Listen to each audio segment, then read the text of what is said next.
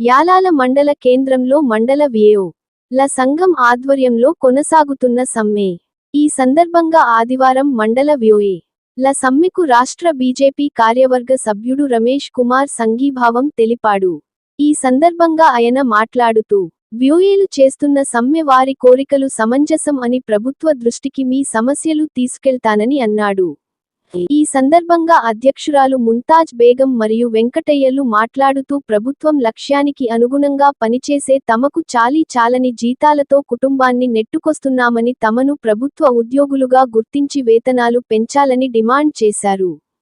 ఈ కార్యక్రమంలో సంఘ కార్యదర్శి శ్రీనివాస్, ఉపాధ్యక్షులు హరీష్ కుమార్, కోశాధికారి శ్యామల వెంకటయ్య, సాకప్ప, శ్రీనివాస్ మండల వివిధ గ్రామాల విఏఓలు పాల్గొన్నారు.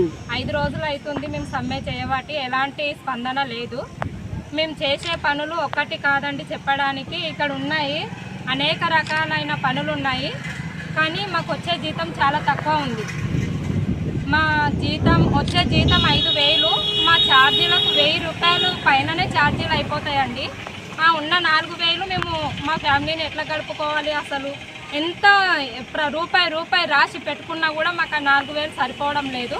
కాబట్టి పని ఎక్కువ ఉంది, మాకు జీతం కూడా ఎక్కువ కావాలని మేము గవర్నమెంట్కు ఖచ్చితంగా డిమాండ్ చేస్తున్నాము.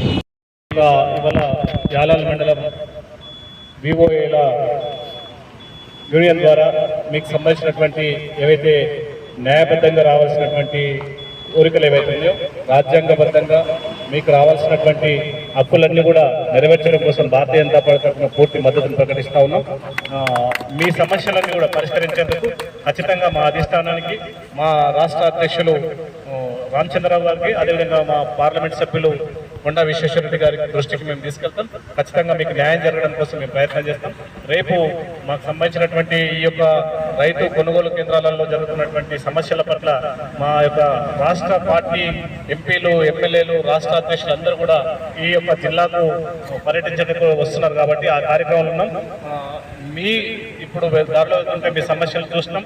ఖచ్చితంగా మీ సమస్యల పరిష్కారం కోసం ఈ 58 జీవో సవరణ కానీ, మీకు రావాల్సినటువంటి ఇన్సూరెన్స్ కానీ, మీకు రావాల్సినటువంటి ఏవైతే హక్కులు ఉన్నాయో ఇవి గొంతెమ్మ కోరికలేం కావు.